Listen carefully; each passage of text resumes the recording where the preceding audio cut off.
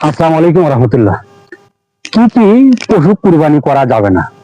তিরমিজি 1497 নম্বর হাদিস, বারা ইবনে আযিব রাদিয়াল্লাহু তাআলা আনহু বর্ণিত, তিনি বলেন, রাসূল সাল্লাল্লাহু আলাইহি সাল্লামের কথা তিনি বর্ণনা করেন যে রাসূল সাল্লাল্লাহু আলাইহি সাল্লাম বলেছেন, যে পশুটা অন্ধ স্পষ্ট, যে পশু খোরা স্পষ্ট, যেটা একেবারে দুর্বল স্পষ্ট, যে পশু তার দেহের দিকে হাড্ডি দেখা যায়, এরকম পশু আল্লাহ রাসূল কুরবানি দিতে নিষেধ করেছেন। সম্মত উপস্থিতি, কাছের এবং দূরের, দেশ এবং প্রবাস থেকে যারা আমাদের ভিডিও নিয়মিত দেখেন, আমরা কুরবানির কাছাকাছি সময় এসে পৌঁছেছি। আমরা চেষ্টা করবো আসলে পদ্ধতিতে ধুষ্ট পুষ্ট খুব ভালো পরিষ্কার কুরবানি দেবো ইনশাল্লাহ।